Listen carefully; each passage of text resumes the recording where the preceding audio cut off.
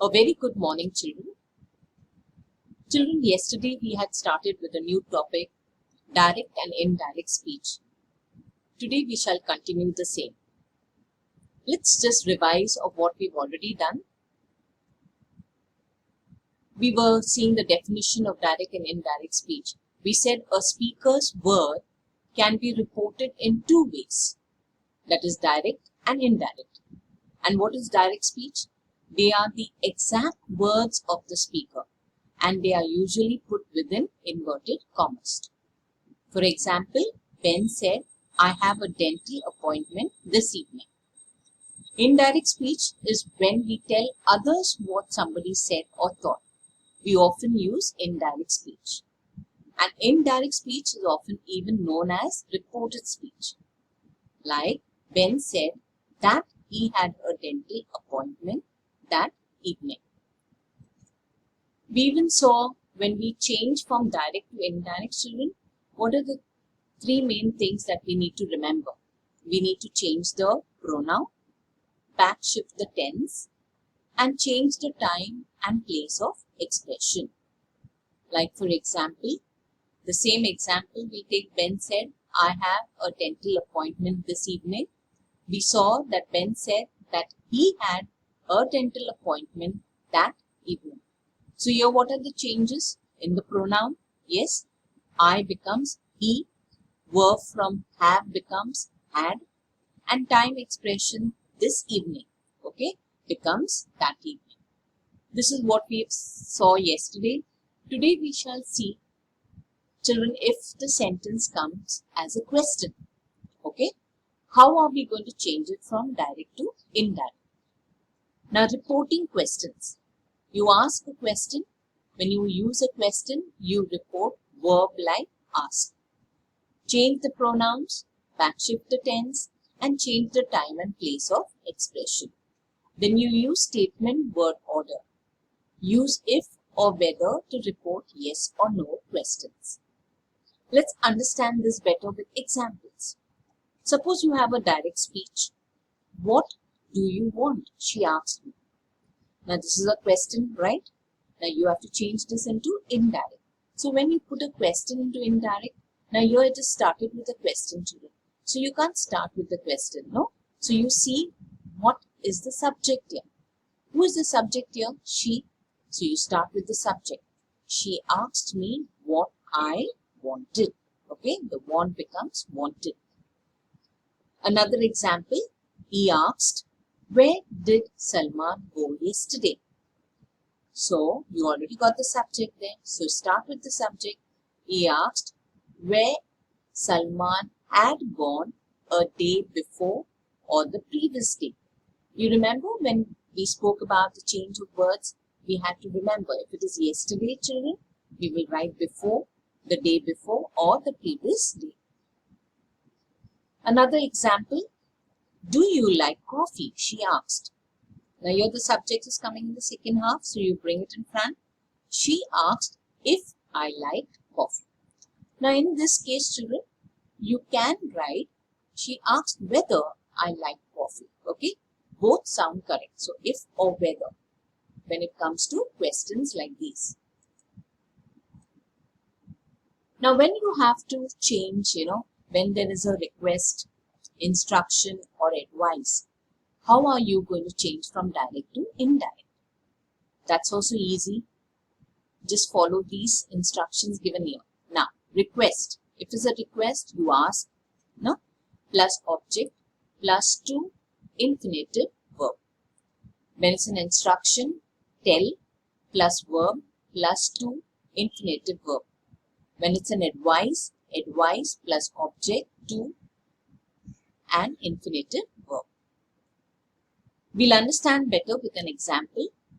If it's a request, that is a direct speech.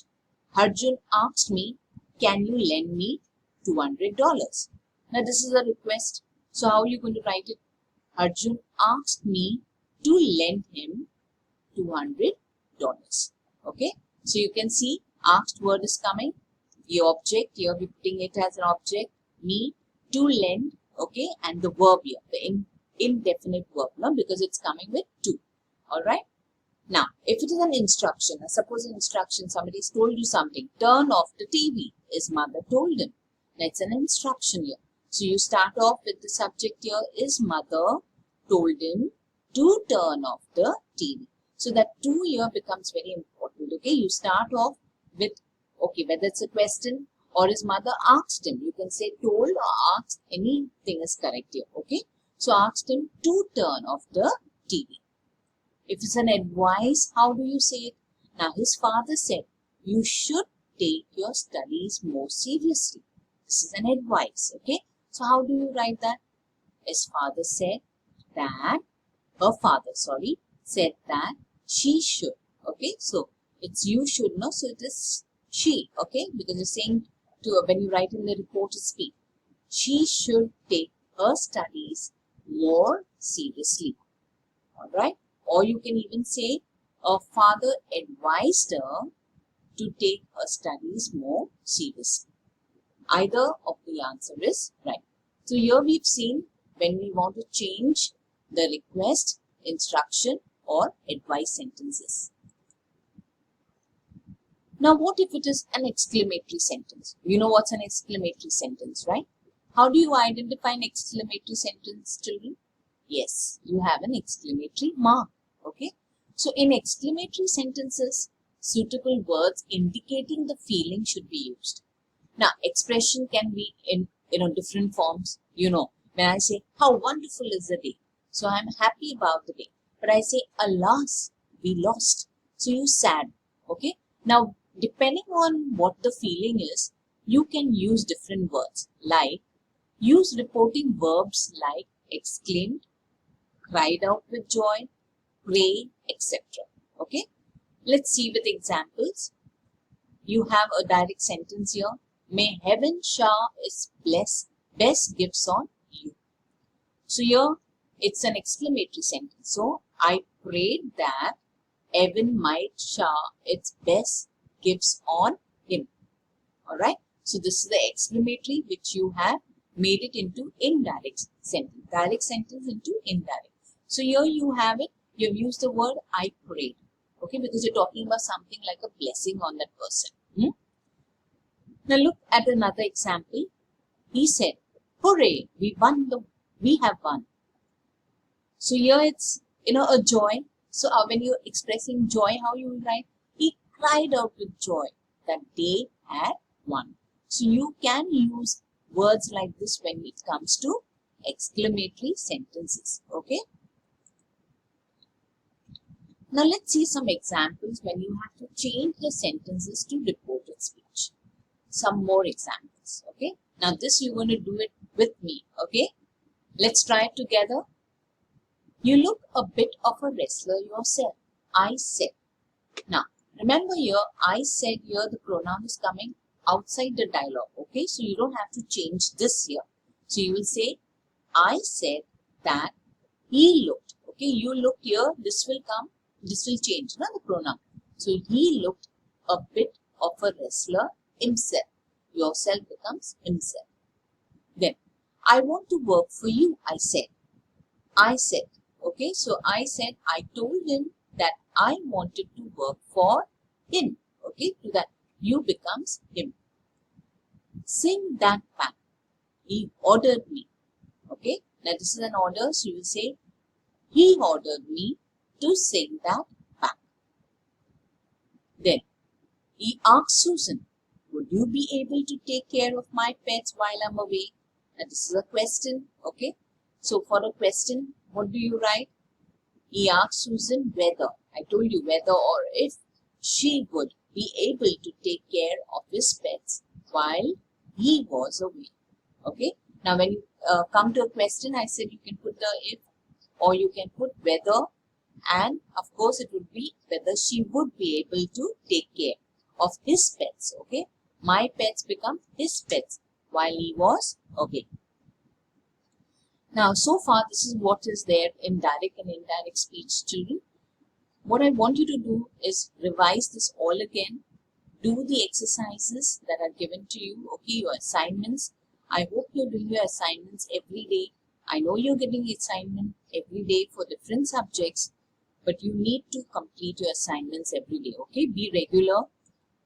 There is something that I want to tell you before I leave.